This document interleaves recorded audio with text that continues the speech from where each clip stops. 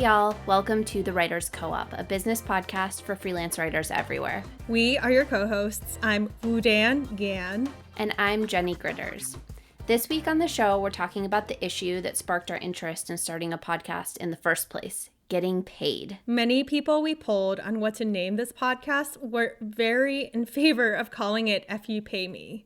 It was a hard decision. We ultimately decided against it, as you can tell, but we knew we still had to at least have one episode with that title. So here we are. Anyway, Jenni and I talk a lot about chasing invoices, holding your clients accountable for paying you, negotiating higher rates if a payment won't come in 30 days, and everything that goes along with that. It's probably maybe like 90% of our text conversations. It's true. So this is also the subject of Wudan's now famous self-published Medium post where she talked about how she went about chasing $5,000 worth of late payments. So I will link to that in the show notes, but I think it's worth a read and we'll also talk about it a little bit today. I will say talking about late payments makes me pretty mad and riled up. So if I get a little more heated than usual, that's why. Yeah, totally legitimate. I feel the same.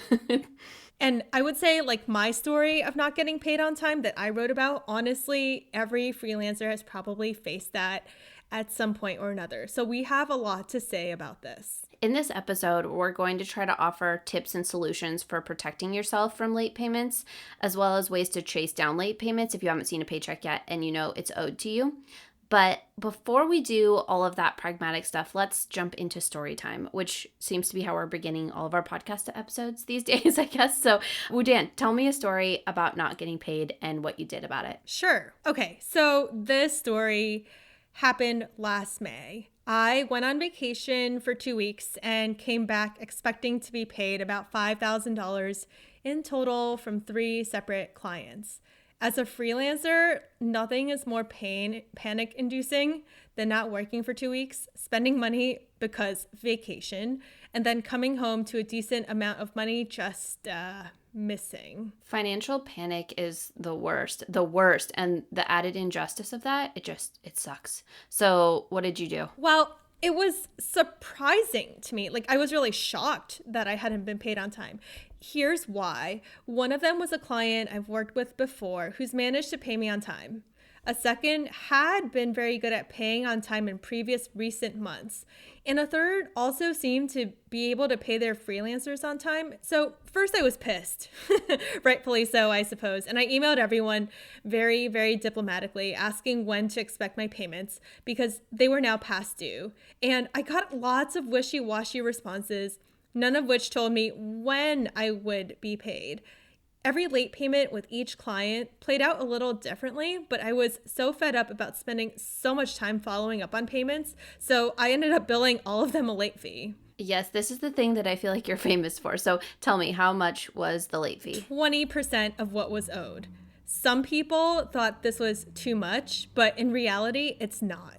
When your clients don't pay you on time, they're in essence taking out an interest-free loan from you, while all the other things due on a 30-day cycle, like your rent, your utility bill, your internet bill, and credit card payments are still due. There are no exceptions. Has anyone ever told Chase, "So sorry I can't pay my bill. Cool if I pay you 30 days late," without paying a penalty on top of it?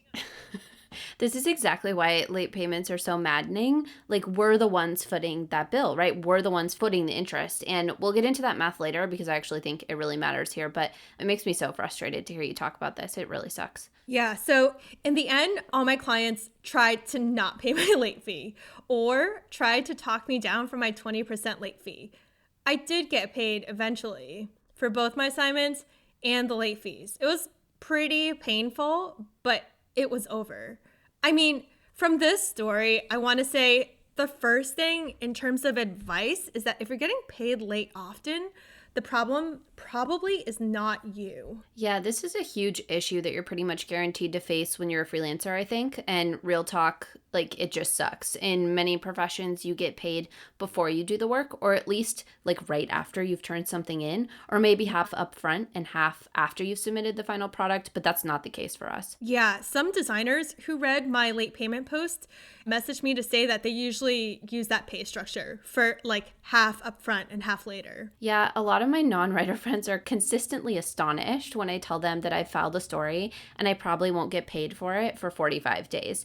It's really common to not get paid until 30 to 45 days after you've done your work. Like 30 days is kind of a best case scenario. So you probably all know, if you're freelancing, this can cause cash flow problems. It's really demoralizing. I think it's really emotionally stressful, and it makes it tough to plan your life. Yes. After a certain point, I'm way less inclined to work with any clients with a reputation of paying late. So some magazines, while well respected, are horrendous at paying freelancers. A few weeks ago, I saw that Outside, for instance, had owed over $100,000 to their freelance contributors, and they agreed to pay that amount. But I kind of don't even know what to say in a situation like that. Yeah, I often feel like the only way to find out who's good at paying on time and who's bad is also word of mouth. So if, publications don't get held accountable very often, but there will be whispers of a place paying late and then things blow up, like in the case of Outside where they brought in some legal representation. So it really sucks. It sucks so much.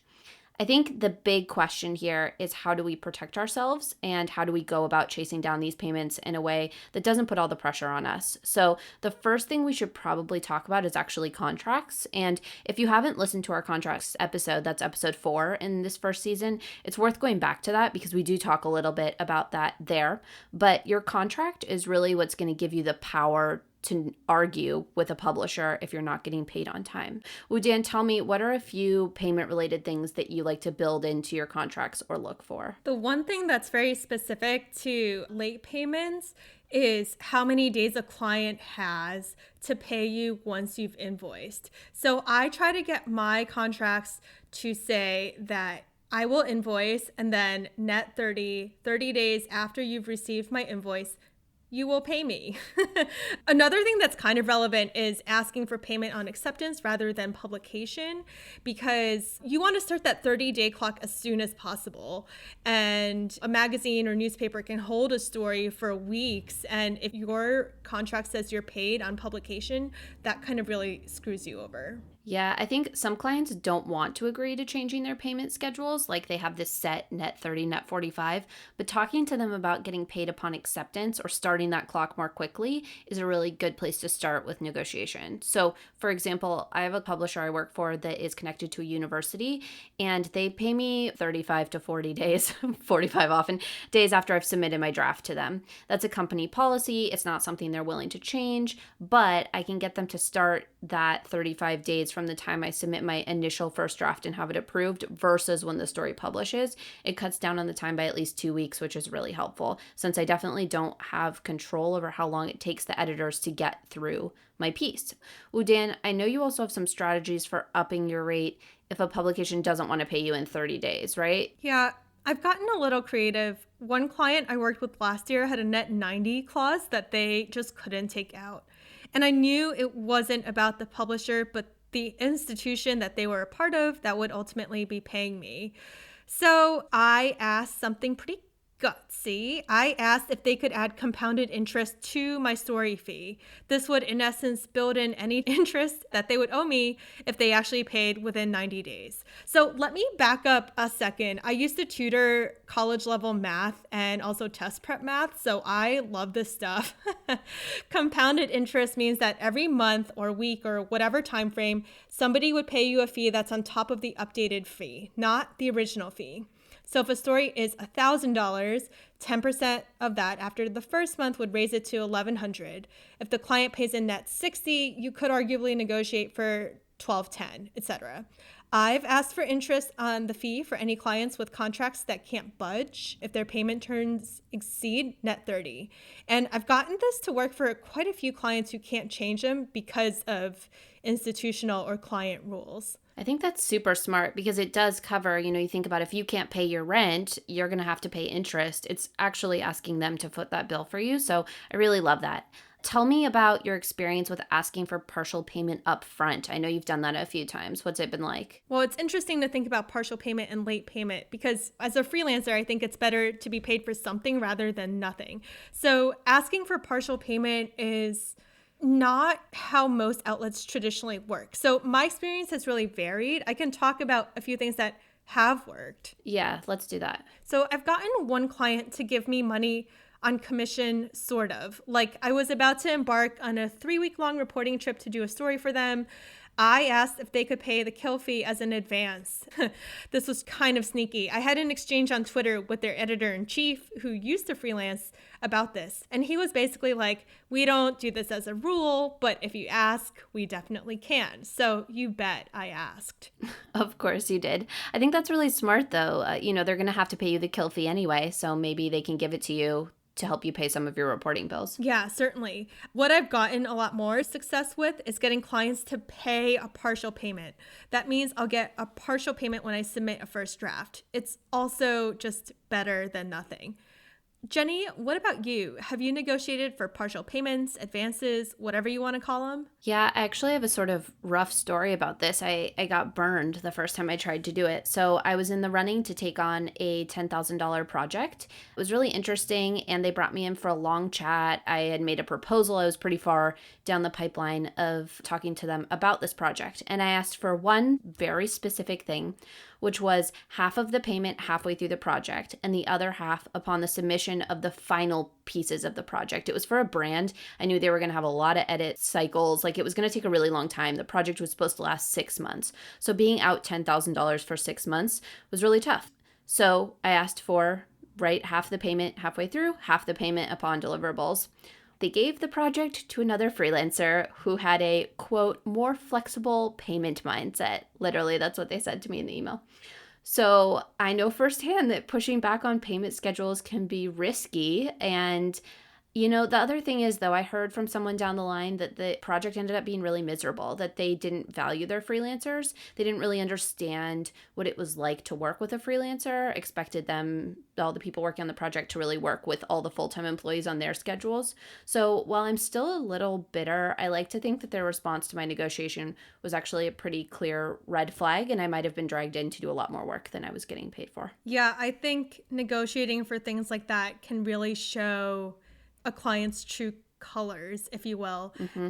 Tim Herrera, an editor at the New York Times, said during a recent webinar about pitching that if any editors ever shame you for anything money related, whether that's asking for more money on a project or asking for things within your rights, they should be publicly shamed. It's hilarious. Also very gutsy if anyone actually does that. Yeah, I would say despite how outspoken I am about late payments, I've never resorted to public shaming. I don't find it that useful. I'm not sure what that accomplishes. I kind of appreciate his sentiment. Anyway, with all this partial payment stuff, if you're an All Access member, I'll leave some notes about specific things you want to look for in your contract to protect you from late payments. So let's talk about charging late fees as well, because Wudan, you talk about this all the time, and I think you're one of the few people who's very good at charging late fees, and I know you recently just did it again. So walk me through your late fee strategy, please. It's not great. It could be better. What do you mean? So if you read my post about chasing late payments, I issued a 20% late fee. Yeah, that sounds standard, I think. Yeah, in retrospect, I should have asked for more. Why? Well, 2 of those clients that I wrote about were based in New York City. If you're a publisher based in New York, or if you're a freelancer based in New York and need to get paid, the Freelance Isn't Free Act applies to you. If you read that act closely, which I have multiple times, if a payment is late and the client is based in New York City, or if you are a freelancer living in New York City, you are entitled to double damages. Double damages means that you can basically make your late fee 100% of the project fee. That's nuts.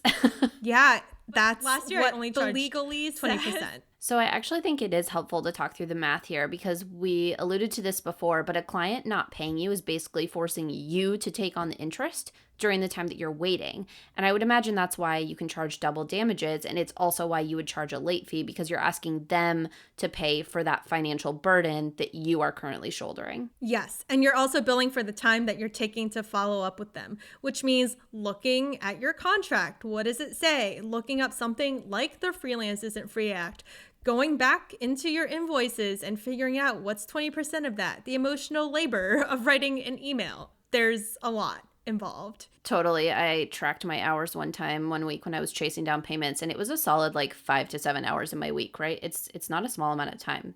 Do you put that late fee clause into your contracts, or do you just charge them and say like this is common practice per the Freelance Isn't Free Act? I will try and ask for it in my contracts. Most of the time, I don't succeed. So, what I try instead is to make sure, contracts will say I'll be paid within 30 days.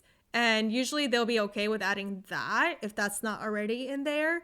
And if they don't pay within 30 days based on that contract, I have something to go off of. And that'll be grounds for my late fee.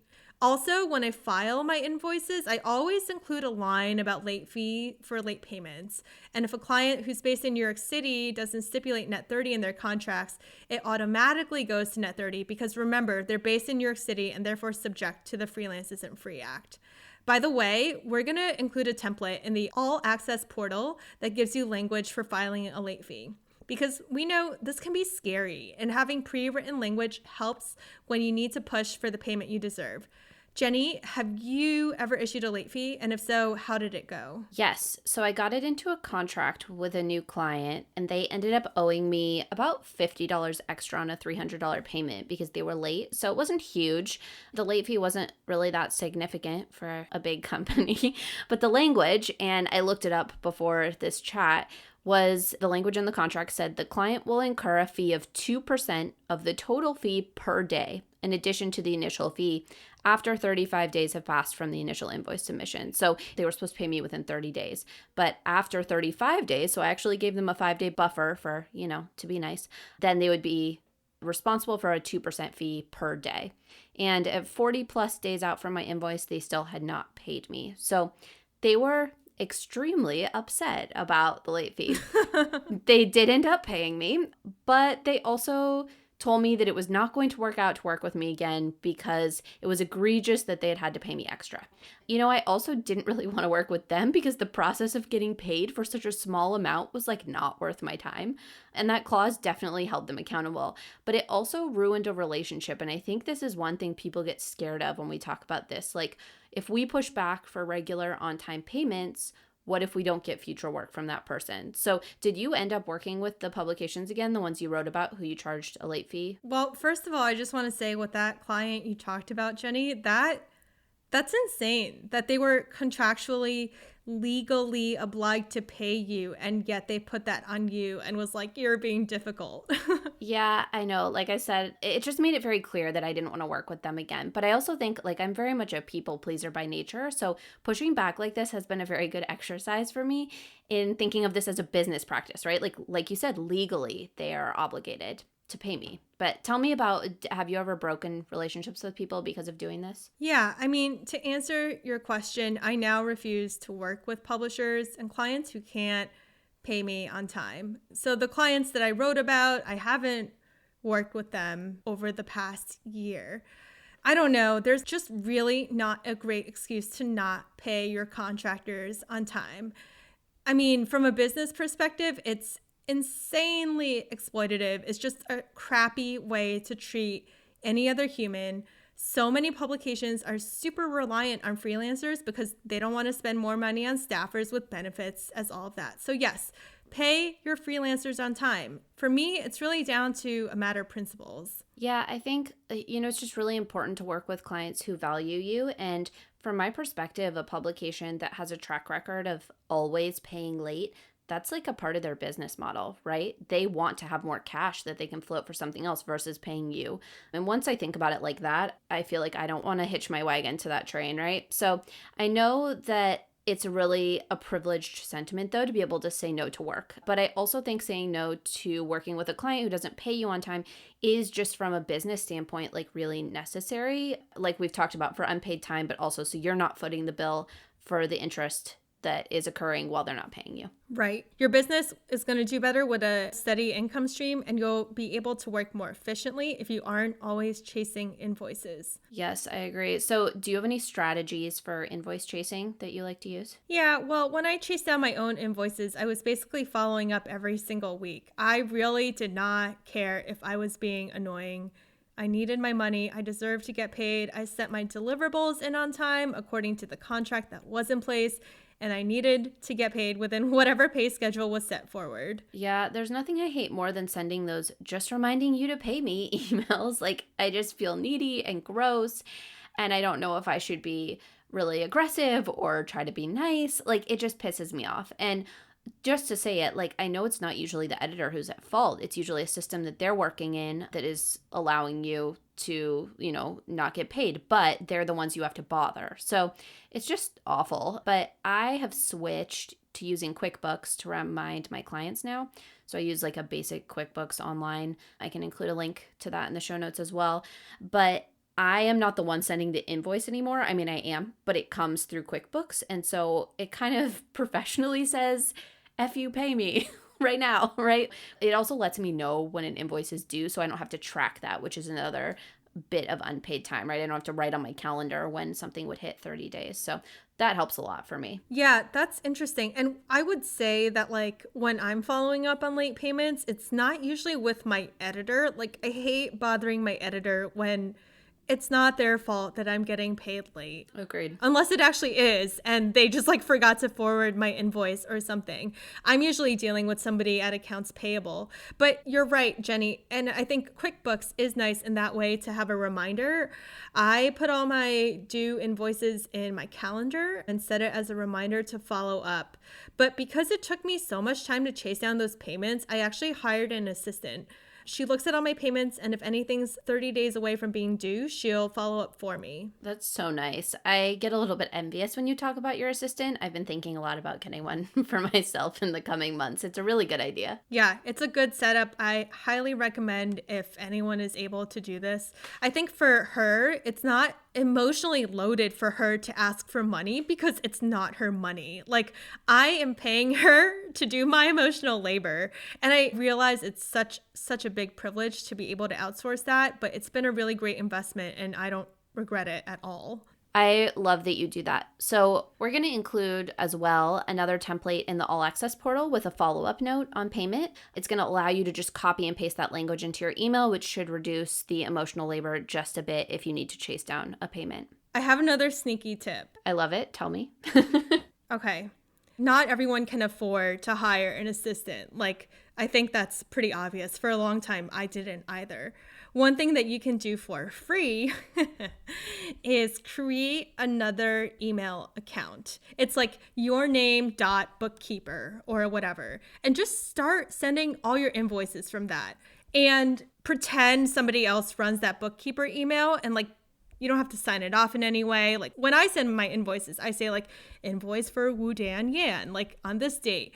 So, I mean, we can schedule emails too. So when you see an invoice is about to be due, you can schedule an email to be sent from your bookkeeper email. And I somehow feel like there's this psychological thing where people will be like, oh my God, a bookkeeper, that's somebody like following up on behalf of this writer. Maybe I should take that more seriously. I think it actually is a little helpful. That's awesome. I actually think so. My invoices come from my business, Zest Storycraft. And so it says, you have received an invoice from Zest Storycraft LLC. And there is definitely something there where I am taken more seriously because I am a company invoicing another company. And also, I think you're right. There's less of a sort of psychological component there, right? I separate myself a little bit from the personal, I am asking you for money exchange.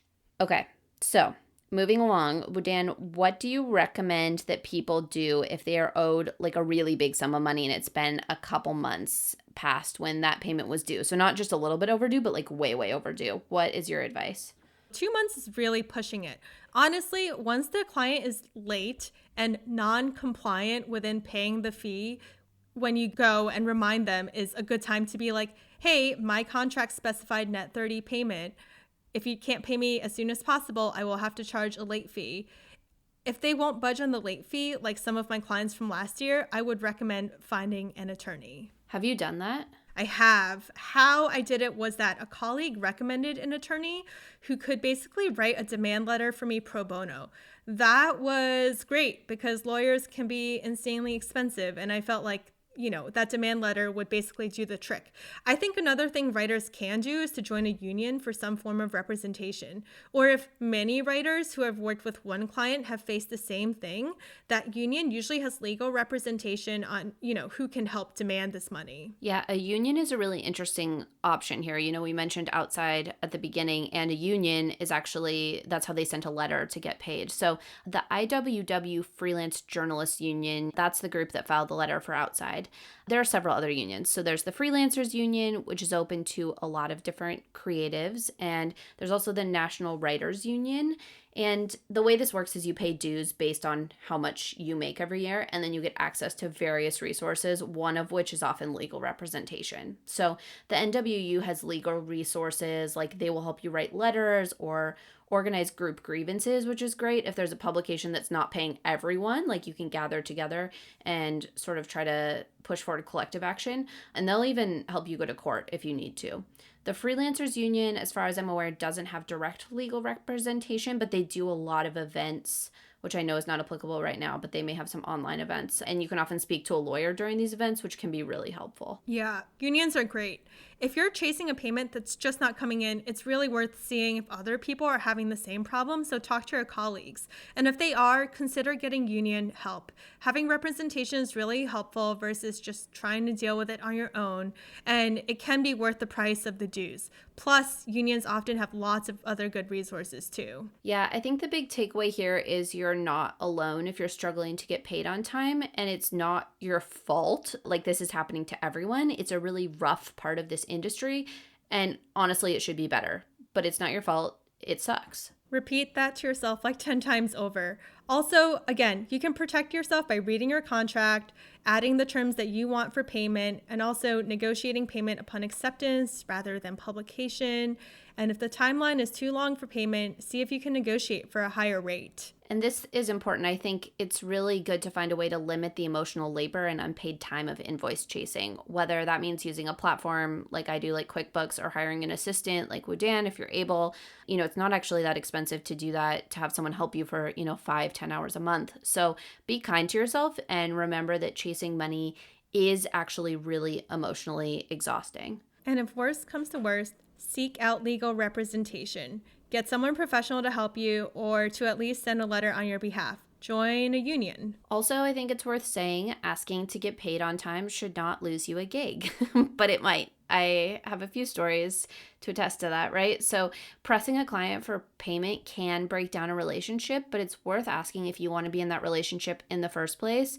If that work isn't helping you pay your bills, like you've done the work but you're not getting paid, or it's dragging you into hours of unpaid work, could you slot in another client instead that would help you run your business in a more efficient way? Yeah, sometimes I feel like chasing down a late paying client is like being in an abusive relationship, right? It's like you want something from somebody that they quote unquote owe to you that you obviously deserve, but you can't get it. Like, Yep. It's super frustrating. But yeah, so there's no magic bullet to getting your late fee or your payment. Sometimes you can be out of money for God knows how long, but please do your research before working with a new client on how they pay. If they pay late and you can't deal with that uncertainty in your life, don't work with them. It might really not be worth it. Yeah, this actually comes down to our last episode about networking, like having a network of people who can give you information about which places are good to work with and which are not is really important,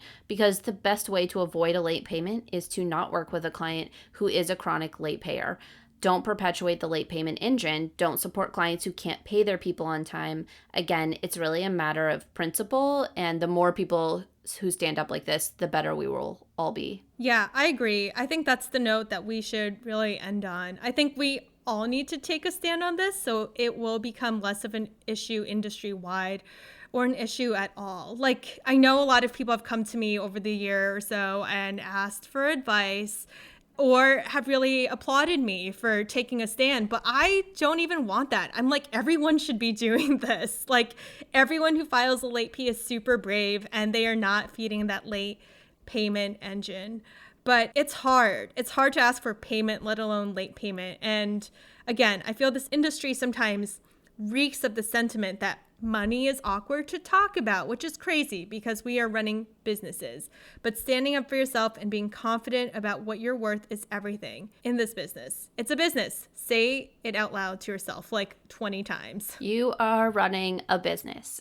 So on that note, we are going to head out for the week to run our businesses and chase our invoices. But please let us know if you have questions about chasing late payments. You can drop us a note, tell us your stories, tweet us, DM us, whatever. We want to know how you're dealing with late payments. We're always down to hear sneaky solutions that you have for getting paid on time. We want to hear what's hard and what's been successful. Leave us a voice memo, say hi.